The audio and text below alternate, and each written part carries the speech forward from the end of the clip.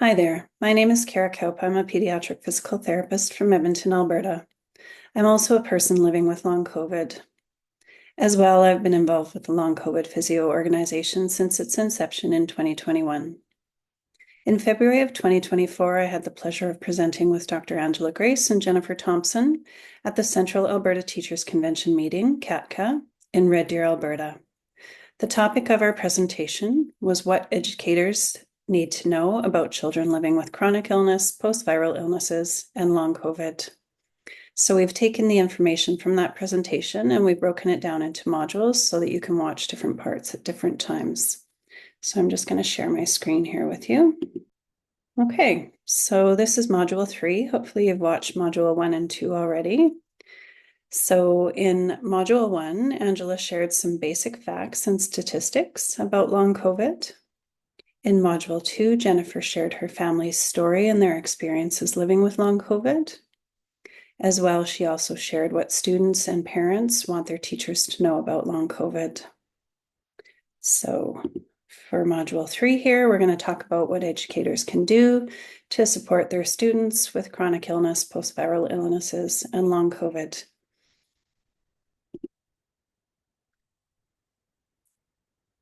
So our goal is, after you listen to these modules, that you'll be more aware of symptoms that children might experience with post-viral illnesses like long COVID, and you'll be more aware of the associated conditions that can occur.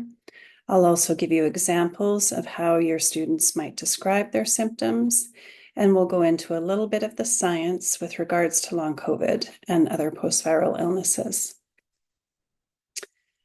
Secondly, we'd encourage you to please listen to your students and their parents. They're one of the best sources of information with regards to their condition. All of us present differently with long COVID, and many people with long COVID have been gaslit or not believed by their friends, by their family, and sometimes even their healthcare providers. Long COVID is an invisible illness, so it's very difficult to explain to people, so please believe them when they're sharing their symptoms with you. As well, there are many children out there whose families don't even know yet that their child has long COVID. They're just noticing that their child has some weird symptoms, but they're not sure why they're happening. So please report anything out of the ordinary that you notice in any of your students to their parents. These changes could be in their behavior, could be in their physical capacity, or it could be in their learning or their cognitive capacity. And we'll be sharing several resources with you today that discuss the latest evidence and best practices that we're aware of at this time. So we've revised a few of these modules. It's now September 2024 to include new information that was published in August of 2024. Many of the medical community are still learning about long COVID, so things are constantly evolving. In Module 5, I'll be talking about school and classroom-based accommodations, and I would ask you to please try and implement these accommodations where possible. Children want to be in school and they want to be with their friends, so please try to support them as much as you can to make this possible. So the first set of resources I'd like to share with you are from Long COVID Physio. So Long COVID Physio created 8 short videos ranging from 2 to 8 minutes that explain what long COVID is, why it's called long COVID, what some of the common symptoms are, the importance of pacing, etc. So please consider taking the time to review these brief videos to gain a better understanding of long COVID in general. Long COVID is a term that was coined by communities of people suffering with long-term symptoms following an acute COVID-19 infection. Now, there are a number of different definitions of long COVID in children and adults, but the following points are consistent with whichever definition you use. So long COVID is an invisible illness. So as I said, the symptoms are experienced internally. So a child may look okay on the outside, but they're all messed up on the inside. They're not able to put a cast over their heart or on their brain, as somebody who's broken their leg would have a cast, and you can see that they have a leg injury. So the only thing that you might see externally is they might have a rash on their body. Long COVID is episodic in nature, so sometimes children's symptoms fluctuate from day to day and they can be unpredictable. So yesterday they might have been able to complete a certain task and today they can't do it at all. So this makes it really difficult to deal with in all aspects of life for children, at school, at home, in their recreational activities, and in their sports. Long COVID is a relapsing and remitting condition. So your student may be showing signs of improvement, and then all of a sudden they have a crash, not a car crash, but what we call a symptom exacerbation or worsening of their symptoms. Kids need to be careful to pace their activities to try and avoid these relapses. And this is difficult when, like I say, all they want is to return to school and to be with their friends. And sometimes even when they do everything right, they still might experience a crash or a worsening of their symptoms. So again, as Angela said, there are multiple different definitions of long COVID in children.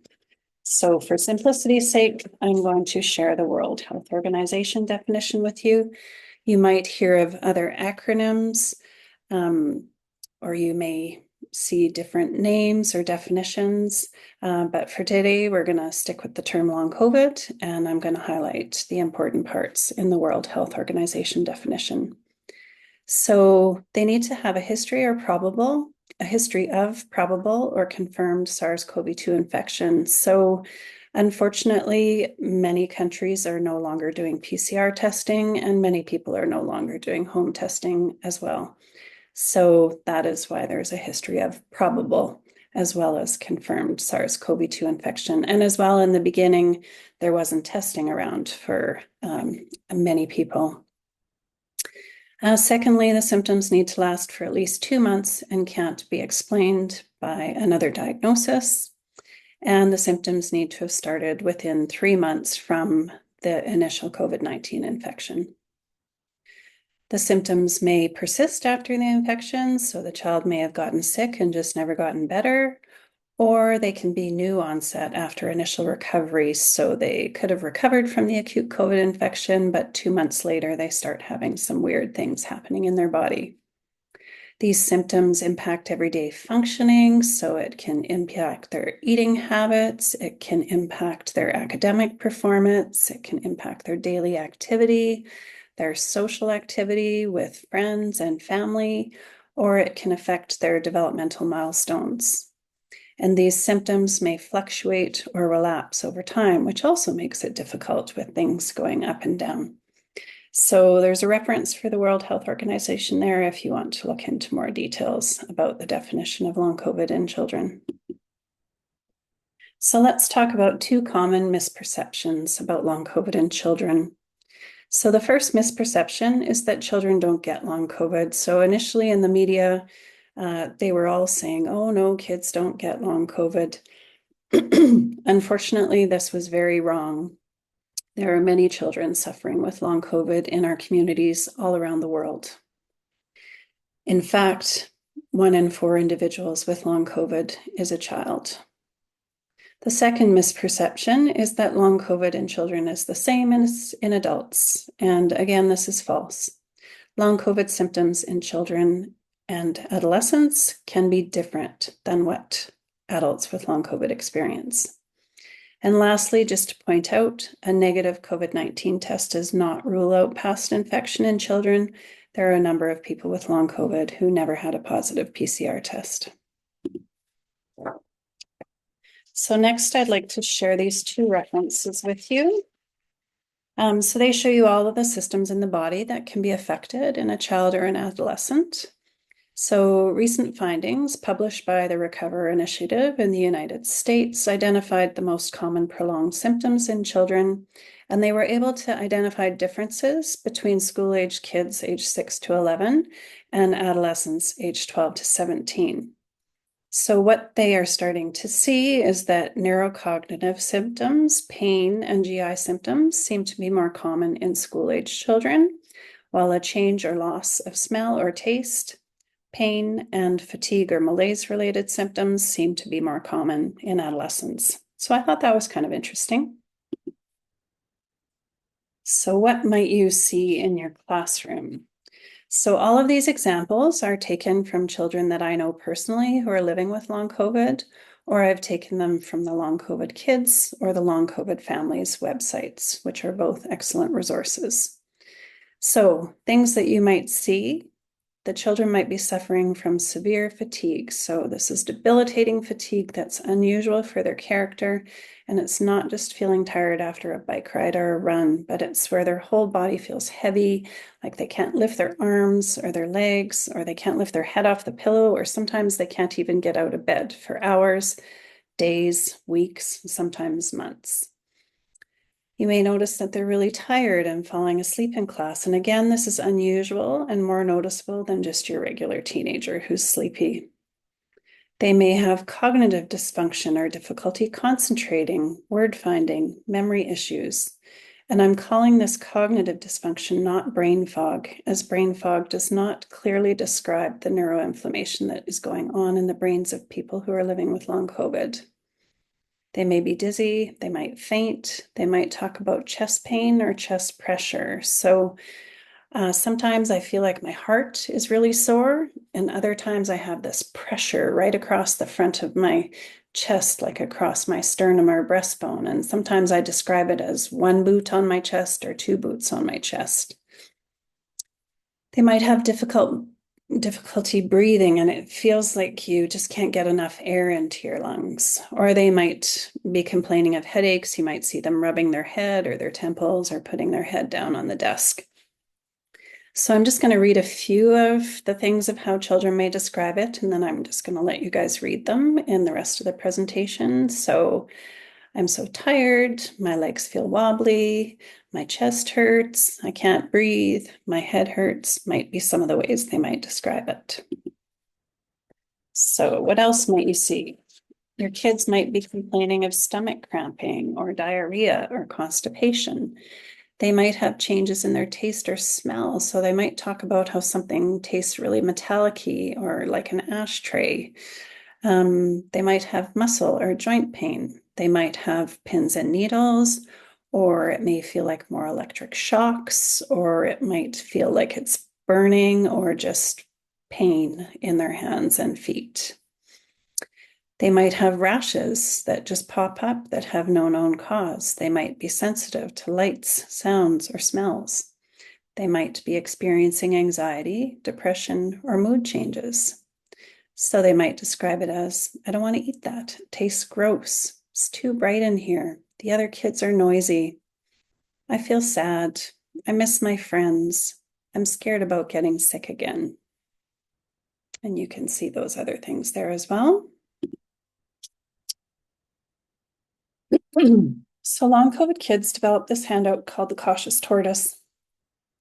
It's a flow chart that aims to guide parents through early steps of their child's journey after a COVID-19 infection while supporting them to preserve their energy. They discuss how it's natural to want to get back to normal after being unwell, but unfortunately, pushing through is one of the worst things children or adults with long COVID can do, and it may prolong their recovery time. It's important for families to encourage their child to rest until they are feeling much better. Recovery isn't always linear, and finding the right path can take time, kindness, and patience.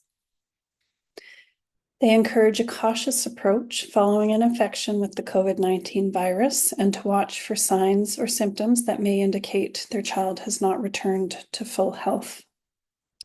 This guide also provides guidance through an adaptive pacing approach for families who have a child with long COVID on determining when that child or teenager is ready to return to school. And families can also go back to this guide following a reinfection with COVID-19 if their child's health has worsened.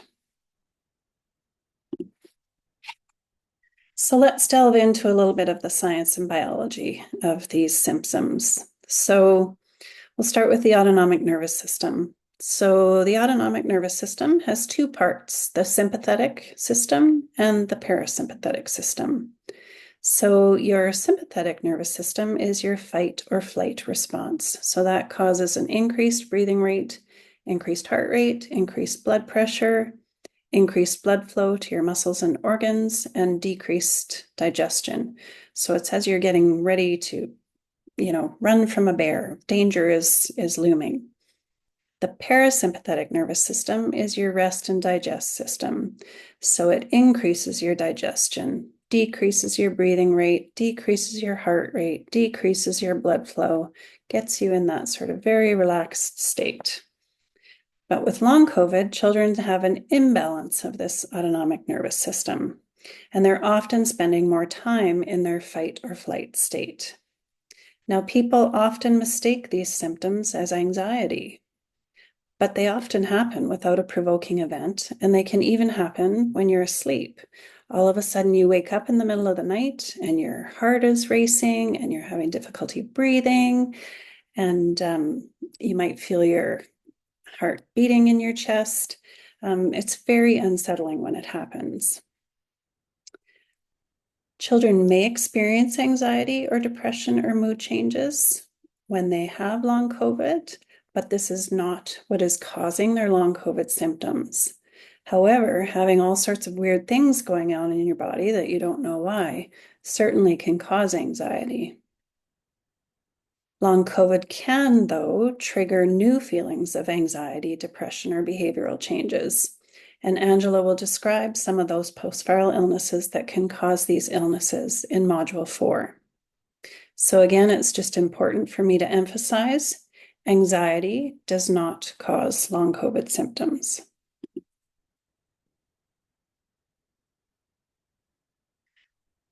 So long COVID can lead to a number of associated conditions. So let's talk about dysautonomia first. So it's a dysfunction of the autonomic nervous system.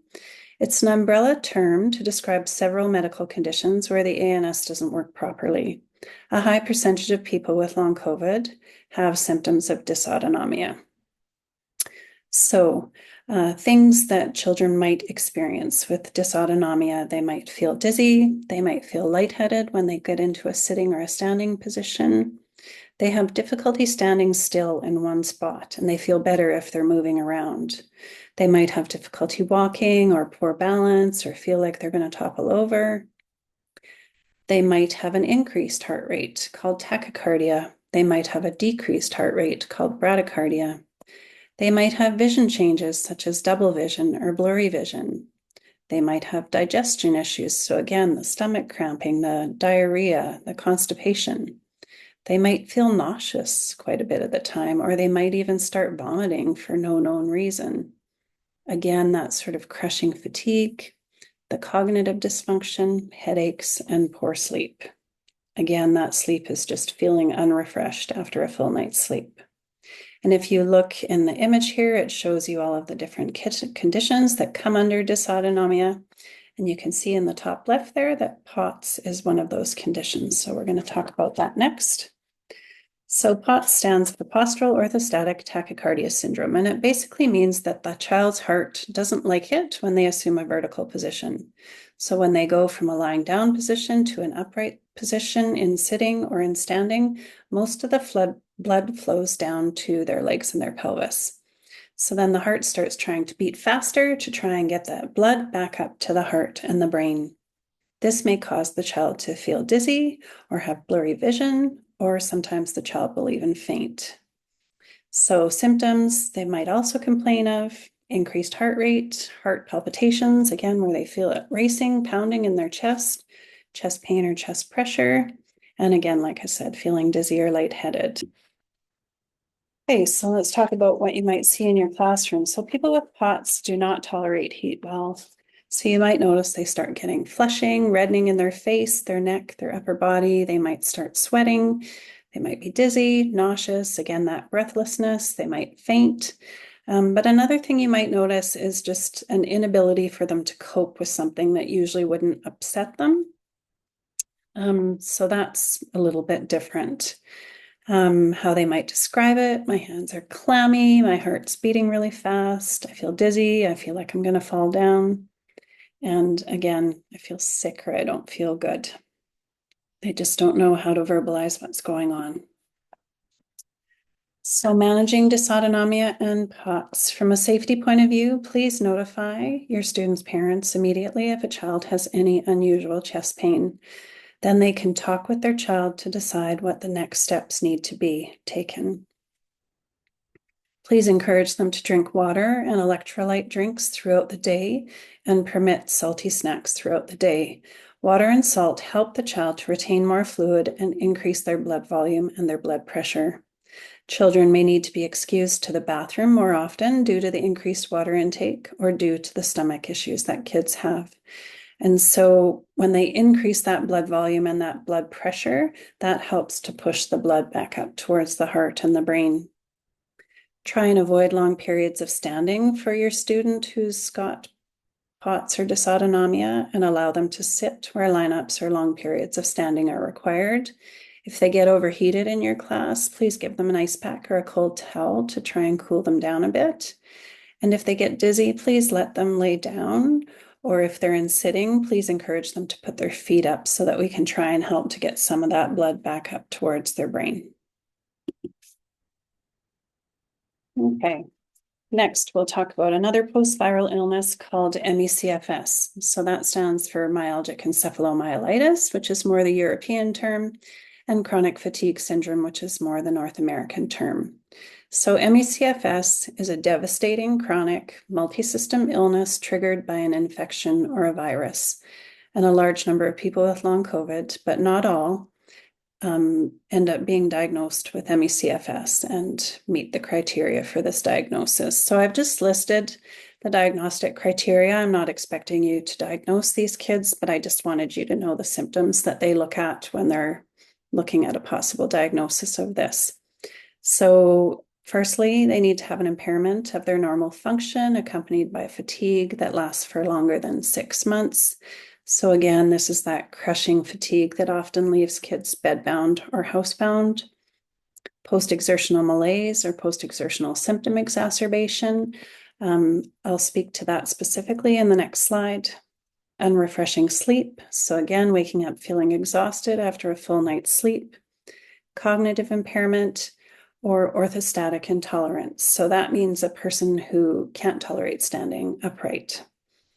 And I've put down a link here to a documentary called Unrest, and it's about a woman, and she documents her illness when it first starts and then how she progresses to getting a diagnosis of ME/CFS and the treatment for that. So it's quite interesting. I'd encourage you to look at that if you're interested.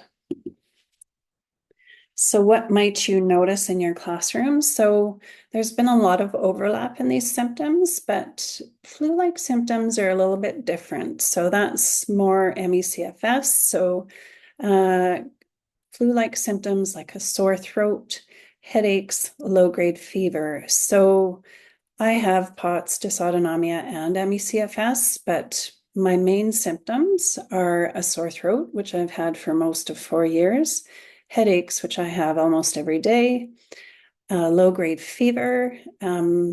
So when I first got sick, I had a low-grade fever for months. Then as I got better, it gradually resolved. But whenever I get a little bit crashy, my fever will come back for a day or two. And if I really overdo it, then it might last for a couple of weeks. So that's just a little bit different. As well, the severe fatigue.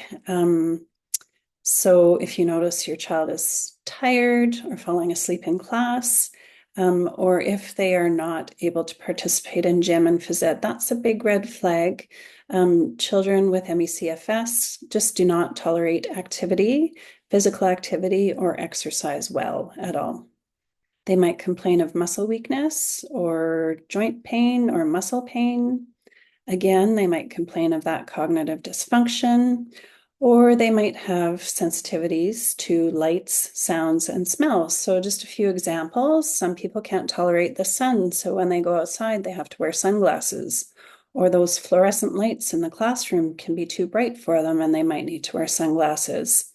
The sound of a lawnmower outside might set somebody off. Or certain smells, even something that they might have enjoyed smelling, might totally repulse them now. So ways they might describe it: my legs feel wobbly, the other kids are too noisy, it's too bright in here, I feel tired when I wake up.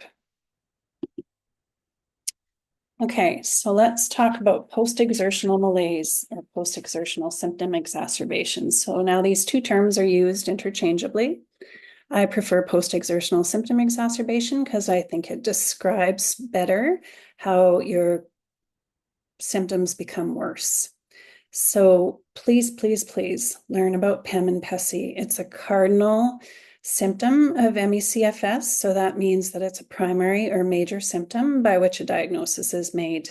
And many children and adults with long COVID also experience PEM/PESI, similar to people with ME/CFS. And we've learned a lot from the ME/CFS community about resting and pacing, and we're very grateful for their knowledge that they've shared with us.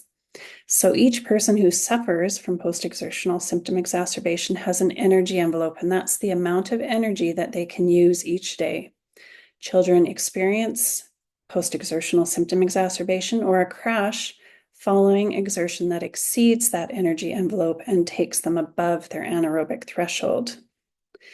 And so a crash is a word that's used by people with long COVID or other post-viral illness to describe a worsening of their symptoms that affects their abilities to perform their daily activities.